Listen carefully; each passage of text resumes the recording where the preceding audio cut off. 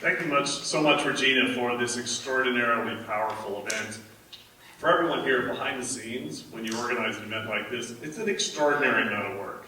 An extraordinary amount of work. So to do it for 20 years, it's remarkable. It requires a lot of volunteers. So thank you very much, Regina, for giving all these students such a wonderful opportunity.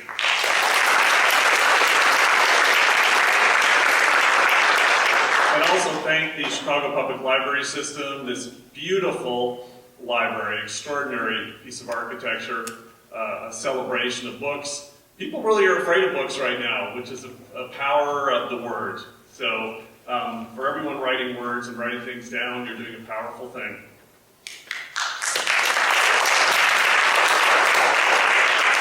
So everyone here on stage and that submitted their poetry, you have a head start on me. I was inspired to write poetry in the 10th grade by a creative writing teacher. Before that, I thought poetry was boring, confusing, hard, couldn't relate to it. And a single teacher who I sent my first book to, he's in retirement now, and he was thrilled, of course. A single teacher changed my whole perception of poetry. So if there's any teachers in the audience, you're a powerful force.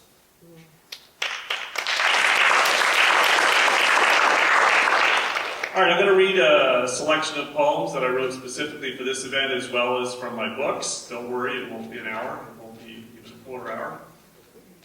If your phone has not yet been silenced, I heard a tingling in a few phones. Please do a double check that your phones are silenced.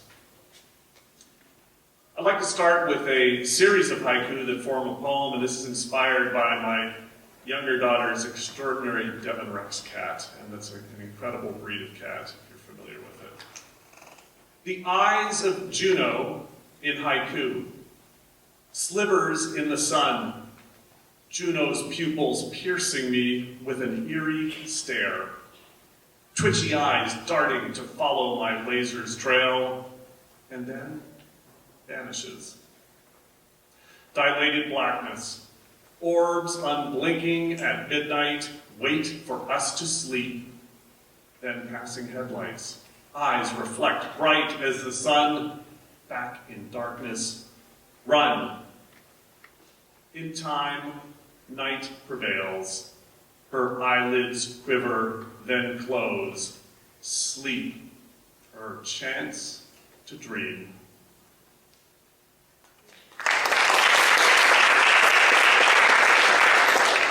Now it's optional, you can hold your applause till the end, you can applause in between, it's totally up to you. I know it can be awkward to applause multiple times. Now this poem from my first book, Canvas, is a true story based on my life. It's also something that I think applies to every single person in this room, or will soon apply. I don't think anyone avoids this particular emotion. Crush. Teen week at Foxwood Inn. I'm 15, scrawny, bookwormed and shy. She arrives so tall, her rich brown curls waving a smile, dazzling and confident. The crush envelops me, its weight taking my breath away. As she turns the corner, there is no time to say hi, and I fear being caught staring too long. Each morning after breakfast, I peek over my paperback, waiting for her to pass by. And if her eyes catch mine, I shrink and blush, my heart crushed and racing. Later, by the dock, the jocks show off their running, shirtless, headlong dives while I sit silently on a fading Muskoka chair, tucking my book under a towel, avoiding splashes. When the last night comes, her name, a mystery still, with Stairway to Heaven's sorrowful intro begun, I crush fear, walking towards her, extending my hand, offering a dance. She looks me in the eye and quietly nods, no, and takes the dance floor with one of the diving boys. I walk into darkness, across dew-damp grass down to the edge of the dock, sitting, legs swinging, toes caressing the still cool lake, Robert Plant echoing in the distance. Between chords, I hear footsteps. She's there, her hand on my shoulder, a tear sliding down my cheek. I like you, James, but just as a friend, sitting down beside me as the song ends. I feel the crush as my imagined first kiss drifts away with the ripples beneath my feet, but in time smile, eyes closed and dry, replaying her saying my name. Thank you. That poem chokes me up a little bit every single time I read it. It brings back that memory. That's the power of poetry. It puts a pin in parts of your life. This is also for my first book canvas. Silence 2. You ask me for silence. So I tug on your earbuds and hide them away. Music fades, but in its place the city rumbles. A cacophony of impatient honks and speeding sirens and rubber squealing across asphalt. I need more, you say.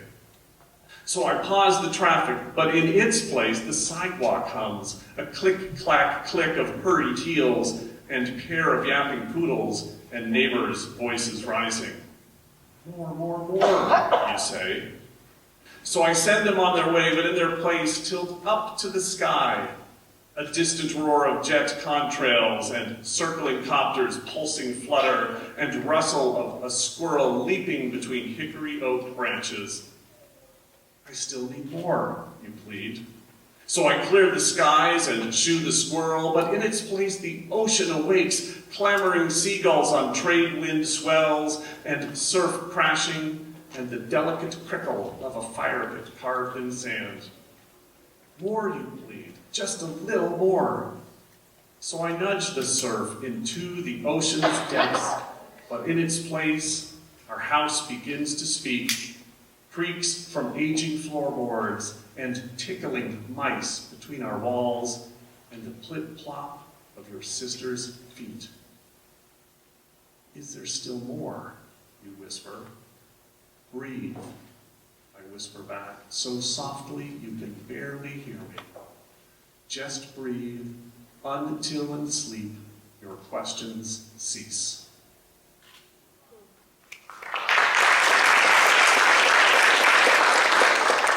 It's amazing how loud the world has become.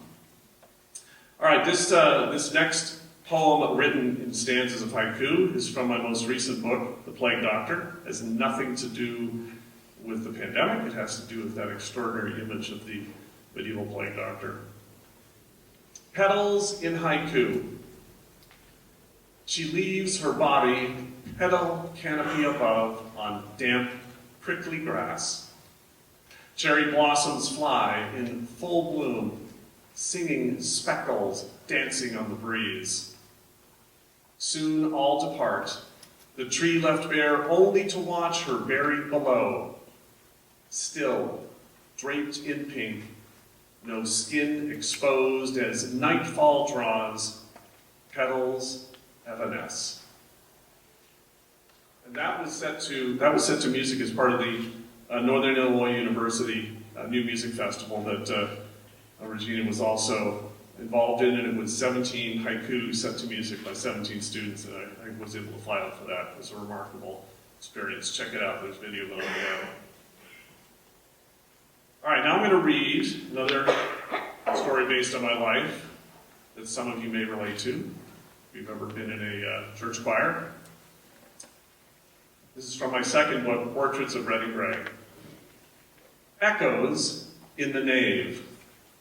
There are 3 of us, not yet 10, with voices unbroken, new recruits fidgeting nervously.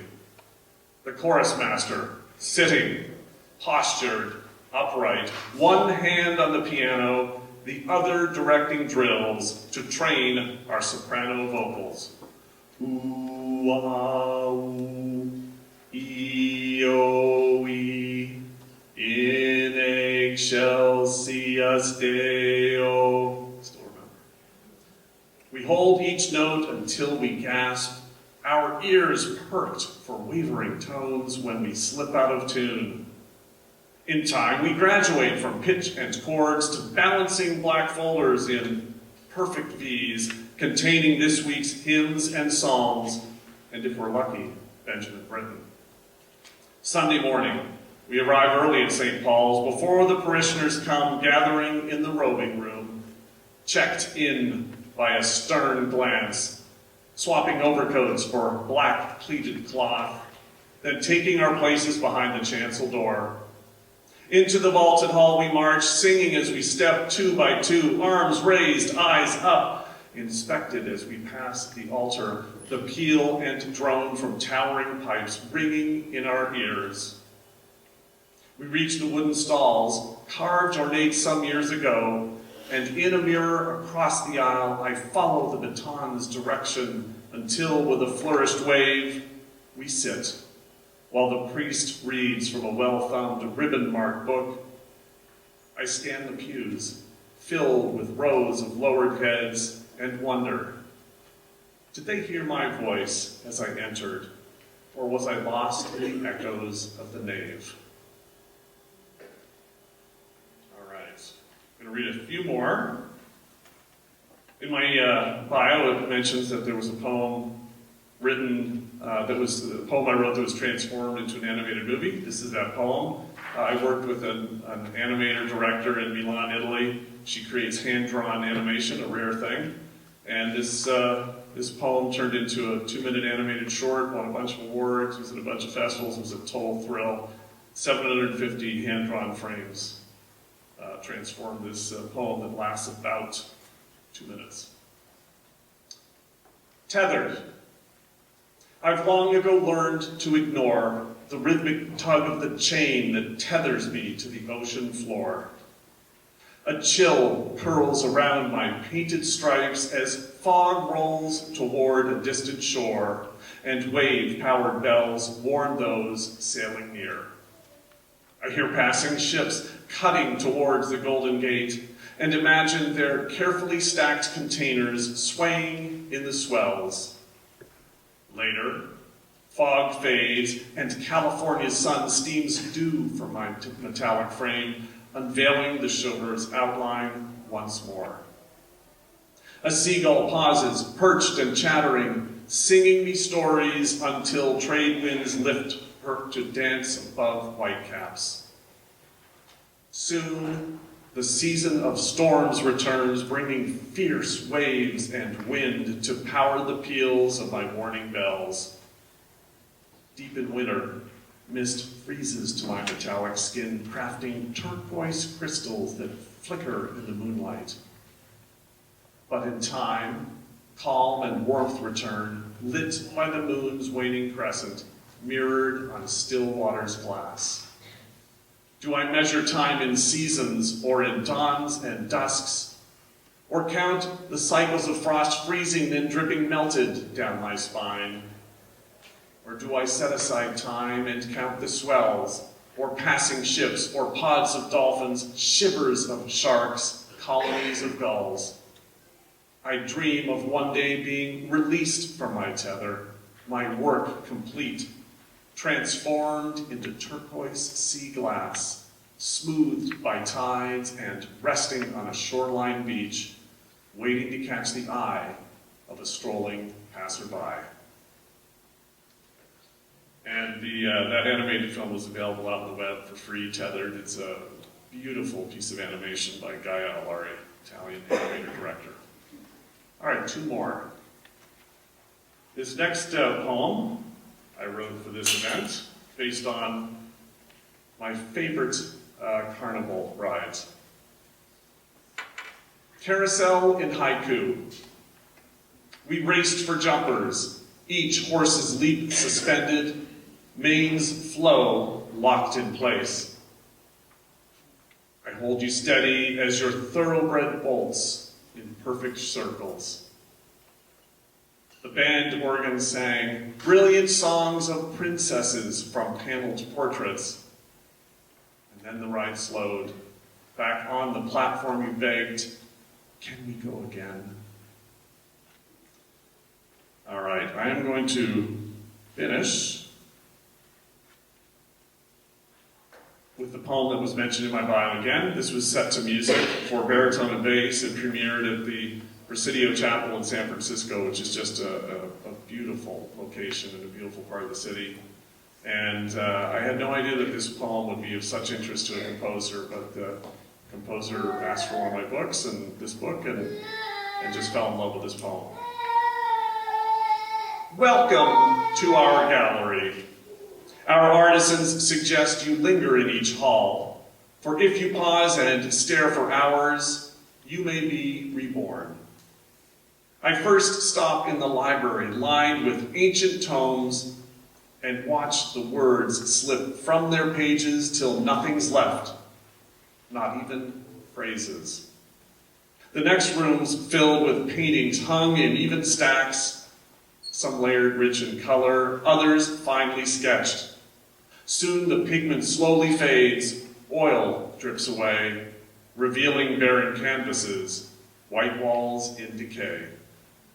Each figure in the next hall holds a perfect pose, muscles carved from blocks of stone, unblinking eyes set deep, left still upon their pedestals, ever on display, until they're melted down by fire into molten pools, becoming solid masses as the steaming swirl cools. I step into the final room where mirrors line each wall. Lit only by a single beam, I'm pulled toward the light, and just like the art before, my body starts to fade, dissolving into shadows that vanish through the door. And so I join words paint and stone jumbled in the tomb. After waiting for 3 days to pass, I rise once more and bloom.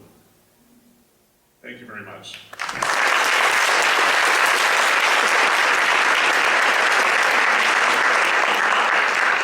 One more time for James Morehead.